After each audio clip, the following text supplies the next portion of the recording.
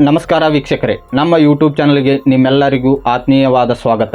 ಪಿಂಚಣಿ ಹಣ ಪಡೆದುಕೊಳ್ಳುವವರಿಗೆ ಆಗುತ್ತಿರುವ ಸಮಸ್ಯೆಗಳನ್ನು ನೋಡೋಣ. ಮೊದಲನೆಯದಾಗಿ, ವಾರ್ಷಿಕ ಆದಾಯ ಈಗ ಜಾಸ್ತಿ ಆಗಿರೋದ್ರಿಂದ ಪಿಂಚಣಿ ಹೋಲ್ಡ್ ಆಗಿರುತ್ತದೆ. ಇವರಿಗೆ ವಾರ್ಷಿಕ ಆದಾಯವನ್ನು ಕಮ್ಮಿ ಮಾಡಿಕೊಳ್ಳುವುದು ಹೇಗೆ ಎಂದು ಹೇಳುತ್ತೇನೆ. ಮತ್ತು ಪಿಂಚಣಿ ಹಣ ಸ್ಟೇಟಸ್ ಚೆಕ್ ಮಾಡಿದ ಕೊನೆ ರನ್ನಿಂಗ್ ಅಂತೇಳಿ ತೋರಿಸ್ತಾ ಇದೆ, ಆದರೂ ಹಣ ಬರುತ್ತಿಲ್ಲ ಎಂದು ಹೇಳುತ್ತಿದ್ದೀರಿ. ಇವರಿಗೂ ನಾನು ಸಂಪೂರ್ಣವಾದ ಮಾಹಿತಿಯನ್ನು ಕೊಡುತ್ತೇನೆ. ಈಗ ಪ್ರೆಸೆಂಟ್ ಏನು ನೋಡೋಣ ಅಂದ್ರೆ ಪಿಂಚಣಿ ಸ್ಟೇಟಸನ್ನು ನೋಡೋಣ. ಆಗಸ್ಟ್ ತಿಂಗಳ ಪಿಂಚಣಿ ಹಣ ಈಗಾಗಲೇ ಜನರಿಗೆ ತಲುಪ್ತಾ ಇದೆ. ಅದು ಸರ್ಕಾರವು ಹಣವನ್ನು ರಿಲೀಸ್ ಮಾಡಿದೆ. ಹಂತ ಹಂತವಾಗಿ ಈಗ ಆಯಾ ಜಿಲ್ಲೆಗಳಿಗೆ ಹೋಗ್ತಾ ಇದೆ ಹಣ. ಅಂದರೆ ಇನ್ನೂ ಕೆಲವೊಬ್ಬರಿಗೆ ಬರ್ತಾ ಇಲ್ಲ ಎಂದು ಹೇಳುತ್ತಿದ್ದೀರಿ, ಆಗಸ್ಟ್ ತಿಂಗಳ ಪಿಂಚಣಿ ಹಣ ಬಂದಿಲ್ಲ ಅಂಥೇಳಿ. ನಿಮಗೂ ಕೂಡ ಇನ್ನೊಂದು ಕೆಲವು ದಿನಗಳಲ್ಲಿ ಹಣ ಹಂತ ಹಂತವಾಗಿ ನಿಮಗೆ ಬಂದು ತಲುಪುತ್ತದೆ.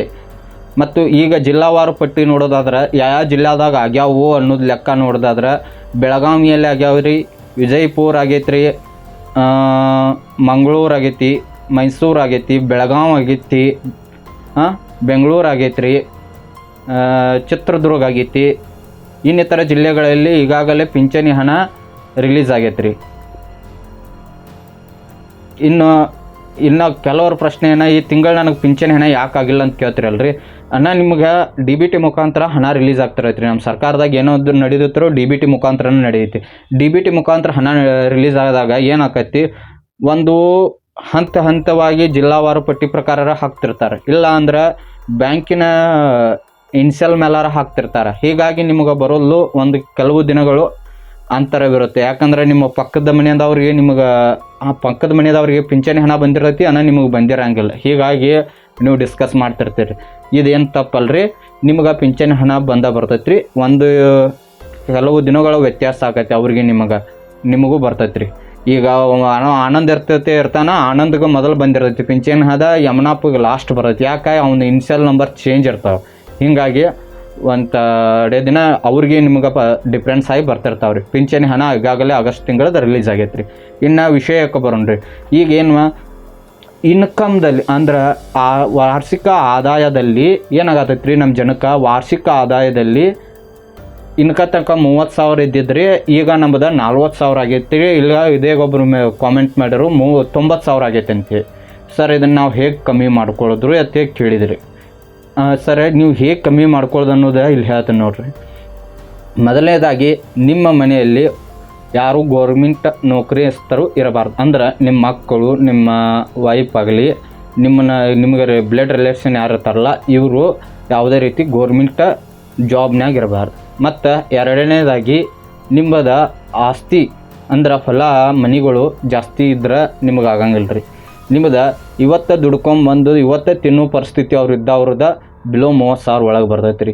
ಇಲ್ಲ ಇಲ್ಲ ನಮ್ಮದು ಹೊಲ ಐತಿ, ಆದರೂ ನಮ್ಗೆ ವಾರ್ಷಿಕ ಆದಾಯ ಕಮ್ಮಿ ಹೆಂಗೆ ಮಾಡೋದತ್ತಂದ್ರೆ ಅದಕ್ಕೂ ನಿಮ್ಗೆ ಸೊಲ್ಯೂಷನ್ ಹೇಳ್ತೀನಿ ರೀ. ಯಾಕಂದ್ರೆ ನಿಮ್ಮ ಆದಾಯ ಎಷ್ಟು ಐತೆ ಅನ್ನೋದ್ರ ಮೇಲೆ ಲೆಕ್ಕ ಆಕೈತೆ ರೀ ಅದು ವಾರ್ಷಿಕ ಆದಾಯ. ನೀವು ಈಗ ಲೀಗಲ್ ಆಗಿದ್ದದು, ಸರ್ ನಮ್ದು ಏನೂ ಇಲ್ಲ ರೀ, ಆದರೂ ಅಂದರೆ ಈಗ ನಮ್ದು ಏನೂ ಅಲ್ರಿ, ನಾವು ದುಡ್ದು ತಿನ್ನೋವ್ರಿ, ಆದ್ರೆ ನಮ್ದು ವಾರ್ಷಿಕ ಆದಾಯ ಕಮ್ಮಿ ಮಾಡ್ಬೇಕಾಗಿತ್ತು ರೀ ಸರ್, ನಮ್ದು ಜಾಸ್ತಿ ಆಗೈತೆ ರೀ ಈ ವರ್ಷ ತನ್ನವ್ರಿ. ನಿಮ್ದು ಪೆನ್ಷನ್ ಹೋಲ್ಡ್ ಐತೆ ಬಿದ್ದಿರ್ತೈತೆ ರೀ. ನೀವು ಕರೆಕ್ಟಾಗಿ ಡಾಕ್ಯುಮೆಂಟ್ಸ್ ಕೊಟ್ಟು ಪ್ರೂಫ್ ಮಾಡ್ಕೋಬೇಕು. ಈಗ ನೀವೇನು ಮಾಡಬೇಕು, ವಾರ್ಷಿಕ ಆದಾಯನ ಕಮ್ಮಿ ಮಾಡ್ಕೋಬೇಕು. ನೀವು ವಾರ್ಷಿಕ ಆದಾಯ ಕಮ್ಮಿ ಮಾಡ್ಕೋಬೇಕಂದ್ರೆ ಏನು ಮಾಡ್ಬೇಕು, ಮೊದಲು ನಿಮ್ಮ ಊರಿನ ಗ್ರಾಮ ಲೆಕ್ಕಾಧಿಕಾರಿಗೆ ಭೇಟಿ ಆಗಬೇಕು.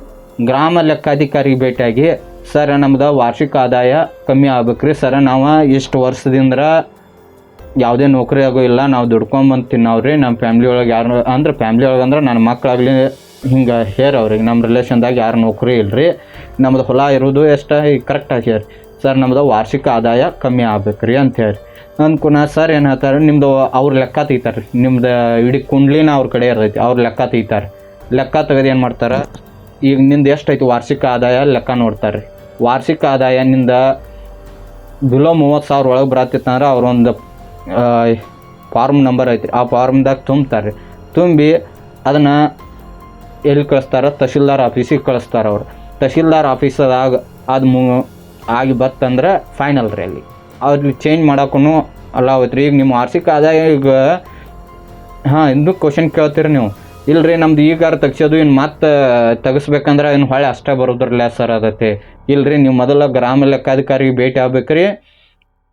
ಅವ್ರು ನಿಮಗೆ ಸಜೆಷನ್ ಮಾಡ್ತಾರೆ ರೀ. ನಾವು ಅವ್ರು ಹೇಳ್ತಾರೆ ನಿಮ್ದು ಆಕ್ಕಿತ್ತಂದ್ರೆ ಆಕ್ಕೈತಿ, ಇಲ್ಲಾಂದ್ರೆ ಇಲ್ಲ ಅಂತ ಹೇಳ್ತಾರೆ. ಇಲ್ಲ ಇವ್ರು ಅಷ್ಟು ಮೀರಿ ನಿಮಗೆ ಮಾಡೇ ಕೊಡ್ಲಿಕ್ಕಂದ್ರೆ ಅದಕ್ಕೂ ಒಂದು ಹಾದಿ ಐತ್ರಿ. ಏನು ಮಾಡ್ಬೇಕ್ರಿ, ನಿಮ್ಮ ಎಲ್ಲ ಡಾಕ್ಯುಮೆಂಟ್ಸ್ಗಳ್ನ ನಿಮ್ಮದು ವಾರ್ಷಿಕ ಆದಾಯ ಇಲ್ಲಂತೆ ಪ್ರೂವ್ ಮಾಡೋಕ್ಕೆ ಏನೇನು ಐತಿ, ನಿಂದ ನಮ್ಮ ಮನ್ಯಾಗ ಯಾರು ನೌಕರಿಸ್ತರಿಲ್ಲ ಅಂತೆ ಬರ್ಸ್ಕೊರಿ. ಅದಕ್ಕೆ ಅವ್ರ ಕೈಲೇನ ಯಾರು ಗ್ರಾಮ ಲೆಕ್ಕಾಧಿಕಾರಿ ಕೈಲೇ ವಾರ್ಷಿಕ ಆದಾಯ ಇಲ್ಲ, ನಮ್ಮದು ನಮ್ಮ ಮನ್ಯಾಗ ಯಾರು ನೌಕರಿಸ್ತರಿಲ್ಲ, ನಂದು ಯಾವ ಹೊಲ ಇಲ್ಲ, ನಾವು ಇವತ್ತು ದುಡ್ಕೊಂಬರ್ತು ಅನ್ನುವಂಗೆ ಅವ್ರ ಕೈಲೇ ಒಂದು ಬರ್ಸ್ಕೊರಿ ಒಂದು ಚೀಟಿ. ಅವ್ರ ಕೈಲೇ ಮಾಡೋಕ್ಕಾಗ್ಲಿಕ್ಕಂದ್ರೆ ಇದನ್ನ ಒಂದು ಇಸ್ಕೊಂಡು ಡೈರೆಕ್ಟ್ ತಹಸೀಲ್ದಾರ್ ಆಫೀಸ್ಗೆ ಹೋಗ್ರಿ. ತಹಸೀಲ್ದಾರ್ ಆಫೀಸ್ಗೆ ಹೋದ್ರೆ ತಿಕ್ಕೋರಿ ನೀವು. ತಹಸೀಲ್ದಾರ್ ಆಫೀಸ್ಗೆ ಹೋಗ್ಕೊಂಡು ಸರ್ ನಮ್ದು ಹಿಂಗೆ ಪ್ರಾಬ್ಲಮ್ ಆಗೈತೆ ರೀ, ನಾವು ಹಿಂಗೆ ಆಗೈತಿ, ಹೆಂಗೆ ಮಾಡೋದ್ರಿ ಅಂತ ಕೇಳಿ. ಅವ್ರು ಇದ್ದವ್ರು ನಿಮ್ಗೆ ಕರೆಕ್ಟಾಗಿ ಅವ್ರ ಕೈಯಾಗ ಐತೆ ರೀ, ತಹಸೀಲ್ದಾರ್ ಆಫೀಸರ್ ಒಳಗೆ ಅದು ಪಾಸ್ ಆಗ್ಬೇಕು ರೀ, ಯಾವುದು ನಮ್ಮ ಆದಾಯ ಪ್ರಮಾಣ ಪತ್ರ. ಅವರಿದ್ದವ್ರ ನಿಮ್ಮದು ತಿದ್ದುಪಡಿಯನ್ನು ಮಾಡಿ ಕೊಡ್ತಾರೆ. ಕೆಲವು ದಿನಗಳ ಟೈಮ್ ತೊಗೋತಾರೆ ರೀ. ಇಲ್ಲಿ ತಿದ್ದುಪಡಿಗೆ ಟೈಮ್ ಐತೆ ರೀ.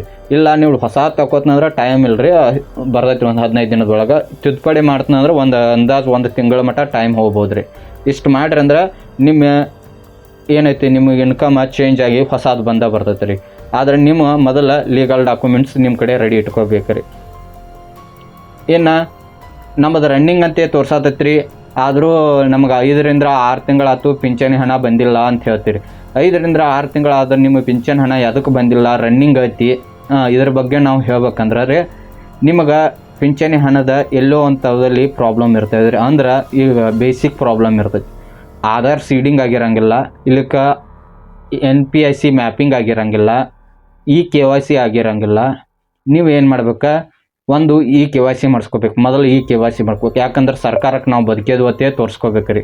KYC ಮಾಡಿಸ್ಕೊಂಡ್ರಿ ಅಂದ್ರೆ ಎರಡನೇದಾಗಿ ಬ್ಯಾಂಕಿಗೆ ಹೋಗಿ NPIC ಮ್ಯಾಪಿಂಗ್ ಮಾಡ್ಕೊಂಡ್ರಿ ಅಂದ್ರೆ ಅಲ್ಲೂ ನಿಮ್ಮ ಪ್ರಾಬ್ಲಮ್ ಸಾಲ್ವ್ ಆಕೈತೆ ರೀ. ಇನ್ನು ಹೇಳ್ಬೇಕಂದ್ರೆ ಇವು ಎರಡು ನೀವು, ಯಾಕಂದರೆ ನಿಮಗೆ ರನ್ನಿಂಗ್ ಅತ್ತೆ ತೋರಿಸ್ತೈತಿ, ಅದರ ಅಮೌಂಟ್ ಬರ್ಬಾತಂದ್ರೆ ಇಲ್ಲೇ ನಿಮ್ದು ಆಲ್ಮೋಸ್ಟ್ ಆಲ್ ಪ್ರಾಬ್ಲಮ್ ಇರೋದು ಇಲ್ಲೇ ಈ ಬೇಸಿಕ್ ಒಳಗೆ ಪ್ರಾಬ್ಲಮ್ ಇರೈತಿ. ಈ ಬೇಸಿಕ್ ಒಳಗೆ ಪ್ರಾಬ್ಲಮ್ ಬಗೆಹರಿಸ್ಕೊರಿ. ಇಲ್ಲಿ ನಿಮ್ಮ ಬೇಸಿಕ್ ಇದ್ರೊಳಗೆ ನಿಮ್ಮದು ಸಾಲ್ವ್ ಆಗ್ಲಿಕ್ಕಂದ್ರೆ ನೆಕ್ಸ್ಟ್ ಏನು ಮಾಡಿರಿ, ಅವಾಗ ನೀವು ಗ್ರಾಮವನ್ನು ಅಥವಾ ನಾಡ ಕಚೇರಿಗೆ ಹೋಗಿ ಸ್ಟೇಟಸ್ ಈಗ ಚೆಕ್ ಮಾಡಿದೇ ಇರ್ತೈತಿ. ಅದು ಆ್ಯಕ್ಟಿವ್ ಐತಿ ತೋರಿಸ್ತಿರ್ತೈತಿ, ಇಲ್ಲ ರನ್ನಿಂಗ್ ಐತಿ ತೋರಿಸ್ತೈತಿ, ಅದ್ರ ಹಣ ಜಮಾ ಆಗುವಲ್ಲಾಗಿರ್ತೈತಿ ರೀ. ಅವಾಗ ಏನು ಮಾಡ್ಬೇಕು, ಅವಾಗ ನೀವು ಏನು ಮಾಡಕ್ಕೆ ಹೋಗ್ಬೇಡ್ರಿ. ಯಾಕಂದ್ರೆ ಇಲ್ಲಿ ಮೇಜರ್ ಆಫ್ ದ ಪ್ರಾಬ್ಲಮ್ ಬಗೆಹರಿವು ಅಲ್ಲೇ ರೀ.